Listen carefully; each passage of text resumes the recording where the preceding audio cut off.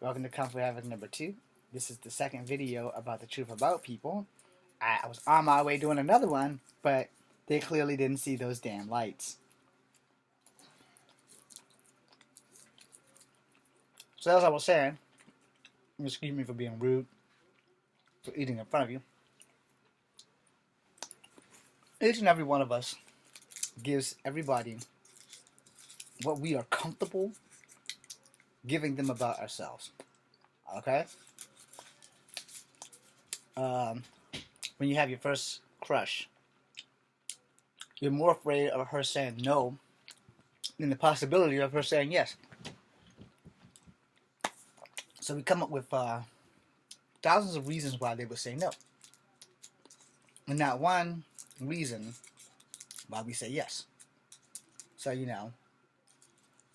the first thing that comes out of your head, and just works for both genders, whether you're a male or female, probably more towards the male than female. I'm not good looking enough for her. Okay?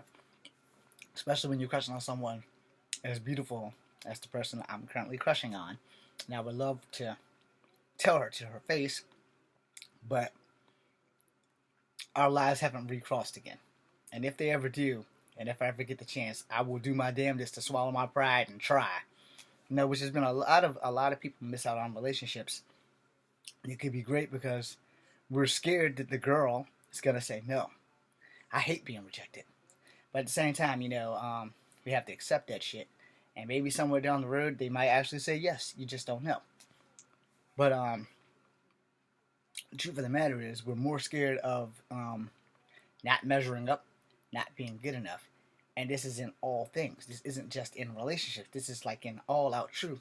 If you see somebody you're crushing on, and you're like, man, I really want this girl. Really, really, really want this girl. Guys who are friends of mine, not family, but friends, know exactly who the hell she is.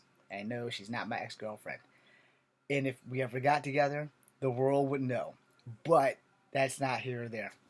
But anyway, it's also part of the reason why I'm making life changes, so that she's, part of that reason, because she posted a video and it made me think, and it made me get a grip on my shit at the age I am now and how much I fucking missed.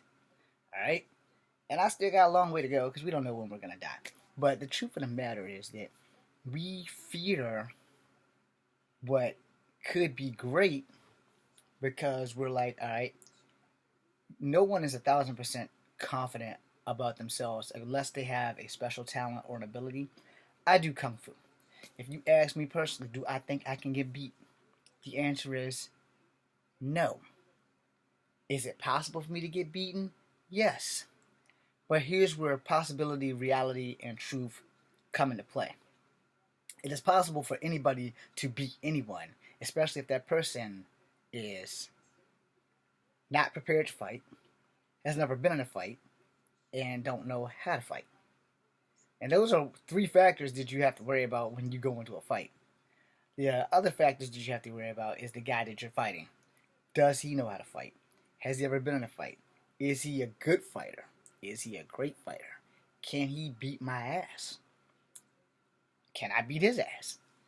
Those are simple truths that you have to accept. My acceptance is this. We'll find out when the fight's over. No. If I stay calm, if I stay collected, if I know what I'm capable of, and I live up to what I believe I can do, or better yet, what I know I can do, because you believe you can fly, and that ain't going to happen. I learned that. There's a scar there for that. But you live in reality. If you've been fighting for a long time, you get your instincts. They kick in. The one true truth is the more you do it, more than likely the better you will get at it. Unless, let's be honest, unless by design, by genetics, by health, you just aren't designed to fight that way. Or as we used to say in the hood, you ain't built like that. No. The truth of the matter is, you're either going to fight and win or you're going to fight and lose. I have one mission when I'm in a fight. And I was like this before the army. I don't quit. I don't stay down. You're going to have to kill me. And then the third most important thing is I've been through few, so I know what to do. I know what I can take. So as long as you know the truth about you in a fight, then you more than likely will win the fight. However, shit changes on the battlefield. Know that. Every fight changes. Everyone you fight ain't the same one that you beat before. And somebody that you beat before may have improved a fucking lot. So you have to be prepared for that. The truth of the matter is, the only person you truly know is you. And we as people, we don't give our friends everything. We don't give our family everything. We only give ourselves everything. Because I had some friends and some family members that were gay. Psh, they never said shit. And I don't have gaydar. So I can't just look at them and say, oh, this fucker's gay. No. Psh, people used to say I was gay. No, fuck them. I don't care. I'm not gay. But the whole point is, you you only give people maybe 55% of you. You never give them the whole 100. You barely give them 99.9. And the reason that is because we all have an internal fear of rejection. We all have an internal fear of not measuring up. We have an internal fear of I am not beautiful on the outside. So this beautiful girl, and this goes for the one I'm crushing onto, may look at me and run for the fucking hills. That's in the back of our heads, and it stays there, and it digs in, especially if you've been rejected by hotter chicks than the girl you're crushing on, and it really weighs down your self-esteem. And the truth of the matter is, when your self-esteem goes low, it kind of cruises lower and lower, and the more you get rejected and the more it hurts, it breaks you down. It literally breaks you down. And then you start putting up walls and you start putting up barriers and you start missing out on good things because you fear that you don't measure up or your fear of rejection. We're going to get rejected 1,000 times before we meet that one girl that's going to say yes. And that one girl that says yes might not be the best girl for you, but shit happens. People have to grow. Alright? People have to grow. I used to think I was ugly until I burnt off my face. So let me see if I can find that real fast. I've done this before, so you all know what it looked like when I burnt off my face. But I'm going to do it again because it needs to be done as to prove a point on, I give y'all 99.9. I do not sugarcoat many things on Kung Fu Havoc 2. But most importantly, I give you 99.9. I give you as much of the truth as that I'm willing to give, and I give you much of the truth as I believe you can handle. Because the simple fact is, not everyone who wants the truth can handle the truth. And people don't get that, and then they're like, oh, well, you lied to me. No, I didn't lie to you. I just didn't give you everything that you wanted to hear. And it's mostly due to the fact that I was afraid that you would not accept me for who I am. Or I was afraid that you would somehow or another find a flaw that would get you away from me and never wanted to speak to me, never wanted to get to know me, all that kind of stuff. This is how you also miss out on good friends, by not wanting to get to know people because of shit you heard or shit you suspect or things that just aren't all out true, but because you make assumptions, you come to find out the hard way that, yeah, okay, this person actually was a decent person, but because of my ignorance, I decided to not listen to this person, and I decided to not give them a chance, and I decided that they weren't worth my time, and I decided that I should not put my best foot forward. I decided to go against everything that I am, or everything that is true to me, and henceforth, if I done that, then I won't have any worries, I won't have any rejection because I put up this wall. And everybody's looking at me right now saying, that's not true, that's not true. And all of you who are saying that's not true, you know that it is true because I'm not the only one guilty of freaking doing it. No, a lot of us do it because a lot of us just don't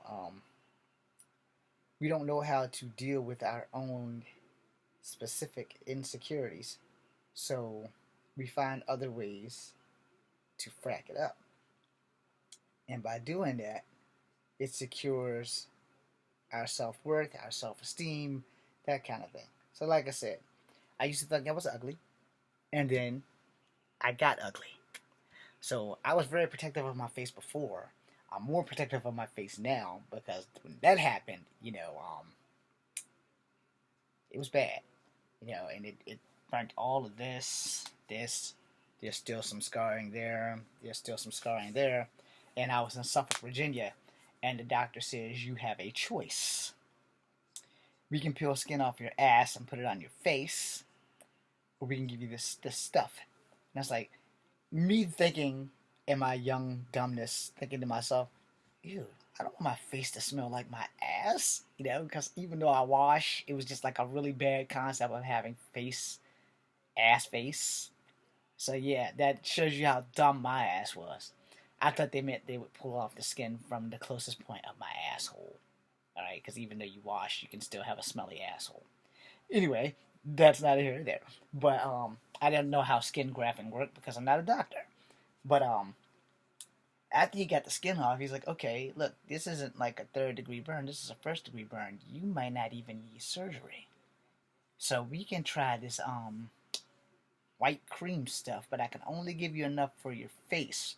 So you have to choose. You want to cover up your arms or you want to cover up your face. I was already ugly enough, so I said, girls don't give me a second look now. I don't want them to look at me because of the scar. And so I had already started treating my face before I got to the hospital. I started putting aloe on there. Because yes, I do believe in home remedies. I do believe in the Polynesian aloe for permanent scarring for surface that get hit up by coral reef. And so I've been using and relying on aloe for years. So I used aloe. I did the like 7 things you're not supposed to do before you go to the hospital. The first thing I did was I poured water on my burns. And they said that I shouldn't have done that. Then I took care of the car and I took care of myself. I poured more water on my burns. Then I went and got a fuck ton of aloe and bandages. And in doing so, I went to my aunt's house to put the shit on. And my aunt made me go to the hospital. Thank you, Aunt Ruth. So she said, if you don't go to the hospital, I'm gonna call your mom and I'm gonna call your dad, and they're gonna come down here to Smithville and make you go to the hospital. And my parents were both still alive at the time, and I was like, damn, you know what? I don't want to go through that shit. So I got in the car, went to the hospital, we fixed her face, and it's like, you should have came here as soon as you got burnt. I said, okay, one, I'm not from Smithfield. It's my second home, because it's like where my parent from there came from. I don't know my way to Suffolk to begin with, so how the fuck am I supposed to come to the hospital? And two, when I got to the hospital, they body slammed me on the gurney and started attending to me instead of making me fill out all these paperwork. So when I got on the gurney and the doctor started talking, then he gave me the clipboard. Then I filled out the paperwork, which they charged me 3 times, which I threatened to sue them. The end. But anyway, the truth of that was, I was so scared to actually go to the hospital because I'm afraid of needles that I would rather have lived with that scar on my face than go to the hospital. But when I got to the hospital, we did all the talking. He shunned me and admonished me for putting aloe and stuff on my face. And after he peeled everything off, and he said, you might have done the right thing, even though those was like the 7 wrong things. I smeared aloe right here, I smeared aloe right there, and everything was good. And then he was like, we're going to give you this stuff for your face, and you're going to be fine. You don't even need the surgery, but you need to keep your bandages on for about like 2-3 months, some shit like that. I got it doctored on video somewhere, probably over there somewhere. But anyway, I have it all, my video of the whole shebang about my face being burnt off. But that made me more aware of my looks. It made me more appreciative of what I fucking have.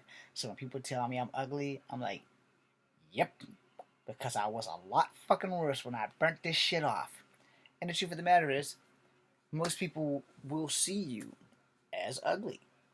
And we have to learn how to accept ourselves, to give to ourselves. Excuse me, stay tuned for the third video.